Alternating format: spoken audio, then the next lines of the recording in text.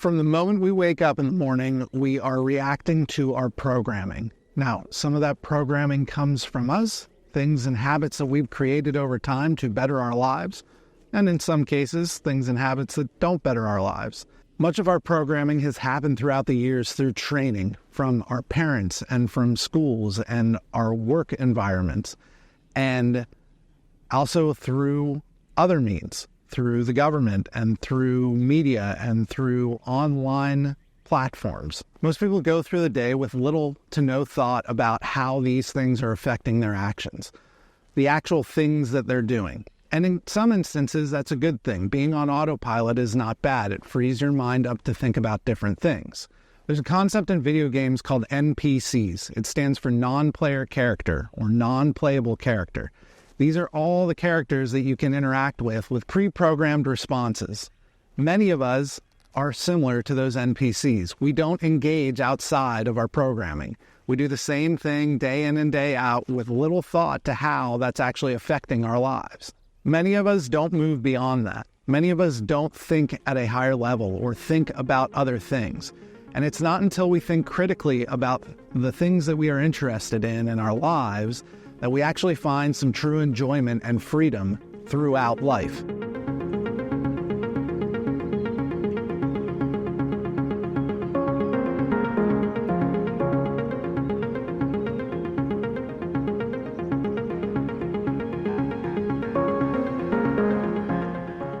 From the moment we were born, we're being conditioned, either by our parents or society or from places we're interacting with.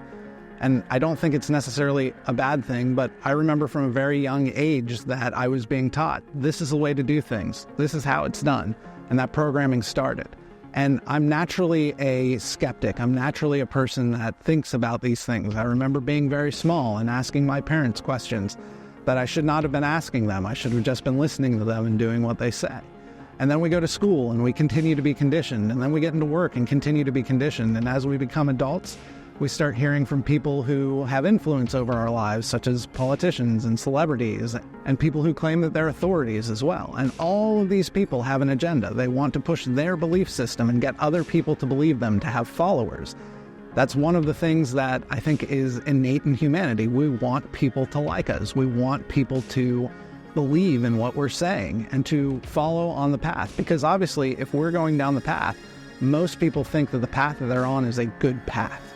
Eventually, that creates a situation where we're just all on autopilot. Every single day of the week, it's an automatic response to the trigger that has been put in place throughout the day.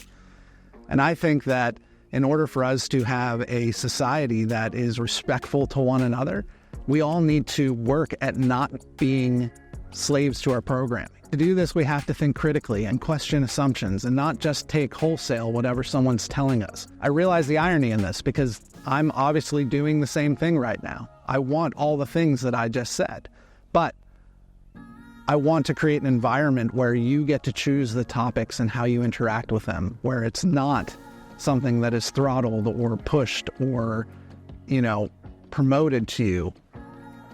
I want you to be free to choose online the same way that you are able to choose in the real world and the physical world.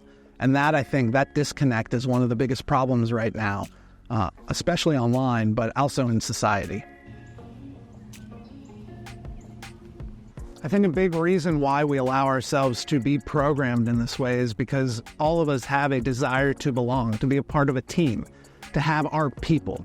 And I think oftentimes we will listen to people who have influence and say, yeah, I'm with that guy. I like what he's saying, and he's proven himself. Or it makes it easy. When there's that perception of authority, we think that there's authority in all things that those types of people are saying. But the reality is that everyone's trying to sell something. They're trying to sell some sort of agenda or some sort of product or try and get reelected or get you to buy their shoes. And at the end of the day, those people who are talking, every single person that's talking, including myself right now, is trying to sell you an idea. They're trying to sell you something so that it's good for them.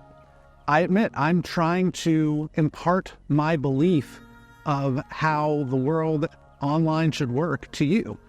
I hope that you take a moment to think about it critically and say, yeah, that resonates, instead of blindly following the idea down the path that I'm trying to lead you down. Critical thinking is important. It's crucial to live in a society where people are free and able to have conversations and discussions with one another. And that's really at the center of it. We're all individuals. We are all unique. No two people exactly line up with their interests and their ideologies and their passions and what they want to do today in this moment. So it's foolish to think that we can just cast a wide blanket across and make everything work for every single person. There's going to be differences in ideas and differences of opinions.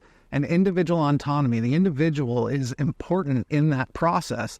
And it takes a level of thinking and interacting with ideas that is above that NPC baseline.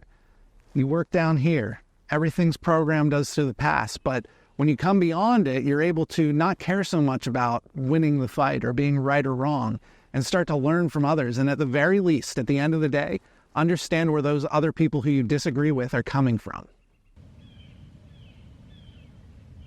One of the best ways to start thinking critically is to get information from different sources. Go to places to get information, either on the news or interests or hobbies, from different people.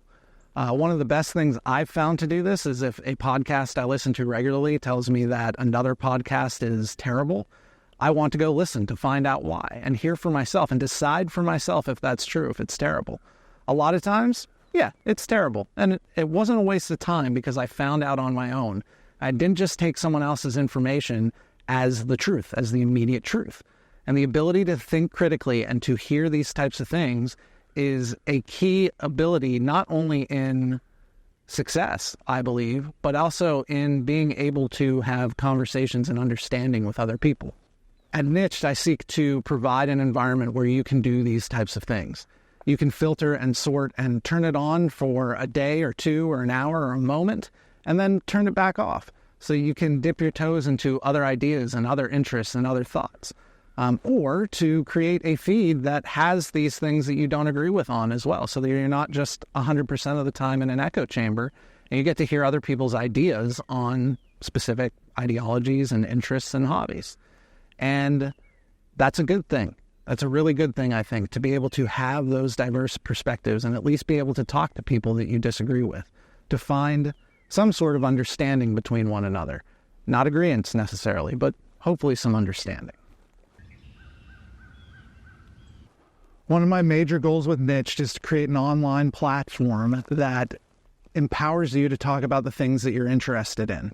That inevitably means that one of your interests is going to run headlong into someone else's interest that is in contrast to yours. My hope is that on a platform where it encourages interactions and functionality that allows you to filter and choose what you get to see and when you get to see it, you either choose not to interact with that content or you choose to have a civil conversation with the person to at least find, maybe not common ground, but common understanding between one another.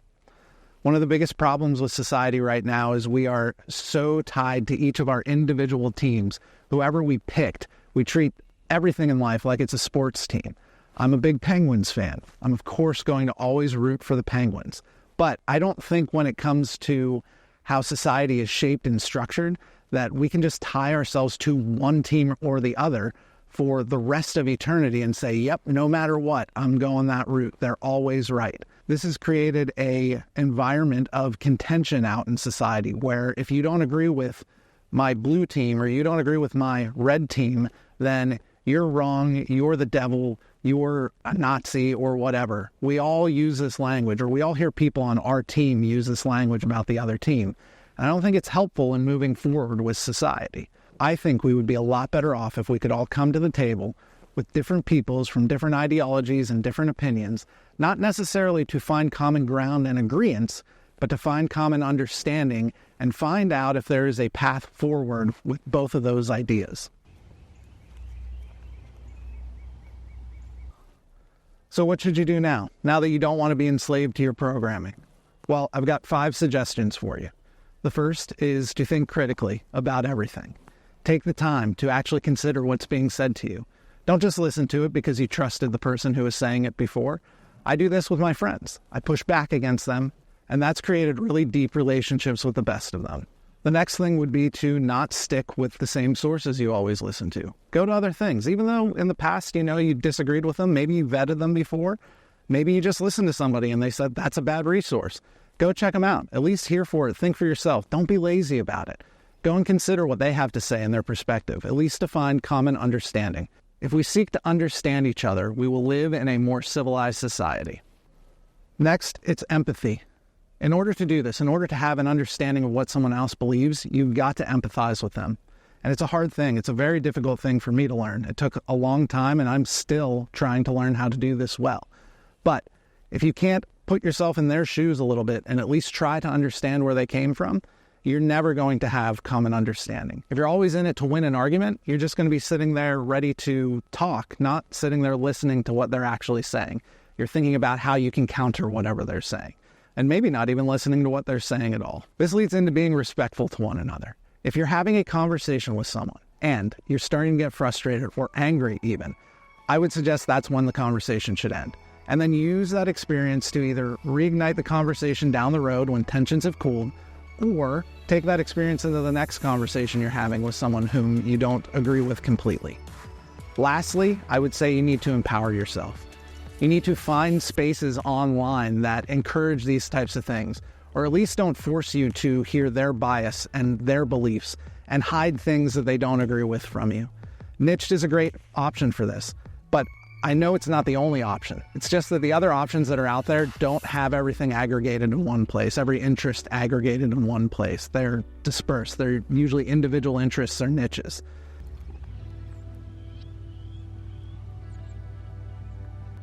To truly engage in individuality, we need to think critically about everything that's happening around us, all the information that's coming in, everything that people that we trust are saying and everything that people that we don't trust are saying, and take stock of where this information is coming from.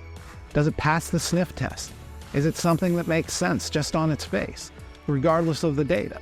Does the data then back it up? Can we find at least common understanding with people we disagree with?